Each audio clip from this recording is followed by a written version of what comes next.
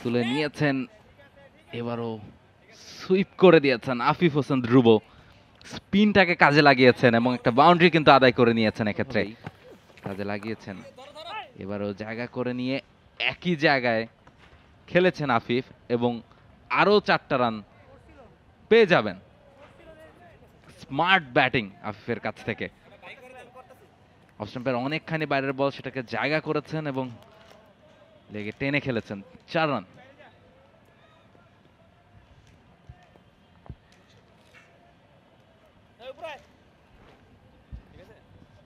পরপর দুটো বাউন্ডারি, এবার থেকে অলরেডি 8টা রান এসেছে। এর আগের 5টা ওভার বেশ ভালোই করেছিলেন সন্দীপ। এবারে কাট করেছেন, পয়েন্টের ফিল্ডারকে বিট করতে পেরেছেন, 4টা রান পেয়ে যাবেন। Excellent looking shot Afif Hossain ধ্রুবর কাছ থেকে।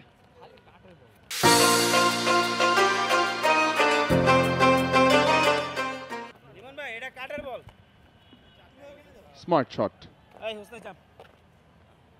Very smart. দেখেন, বাউন্ডারি হাঁকাতে হলে বা রান করতে হলে যে আপনার গায়ের জোরে খেলতে হবে সেটার কোনো দরকার নেই বা প্রয়োজন নেই, এটারই একটা প্রমাণ আমরা এই গত শটটাতে পেয়ে গেলাম। ব্যাকফুটে গিয়েছেন, বলের জন্য অপেক্ষা করেছেন, একটু কুইকার ছিল, ব্যাটের ফেসটা ওপেন করে অ্যাঙ্গেল করে দিয়েছেন পয়েন্ট ফিল্ডারকে পেরিয়ে। বল পেয়েছিলাম, চালিয়ে খেলেছেন, আউট হয়ে যাবেন আফিফ হোসেন। বলতে না বলতে উইকেটের পতন। বলছিলাম একজনকে অন্তত ধরে খেলতে হবে, একজনকে ইনিংসটা বড় করতে হবে, পারলেন না আফিফ। মইনুলের প্রথম শিকার, প্রথম ওভারেই ব্রেক থ্রু মইনুল ইসলামের। ডিসঅ্যাপয়েন্টিং। এই জায়গা থেকে আমরা বারবার বলছিলাম যে তিনি থাকলে হয়তো বা এই যে বল এবং রানের গ্যাপটা সেটাকে পুষিয়ে দিতে পারবেন, তবে তিনি আসলে থাকতে পারলেন না। 29 রান করে তাকে ফিরতে হচ্ছে। এই জায়গাটাতেই হয়তো একটা বিরাট ধাক্কা খেলো লেজেন্ডস অফ রূপগঞ্জ।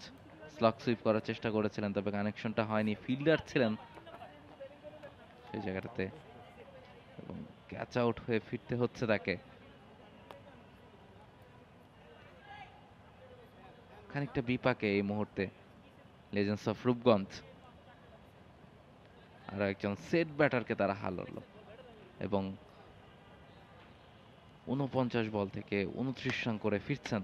স্ট্রাইক রেটটা 59.18 এবং লেজেন্ডস অফ রূপগঞ্জের কোনো ব্যাটারি আসলে সেট হয়ে তারপর। For more updates, subscribe to our YouTube channel and click on the bell icon. Follow us on Facebook and Instagram.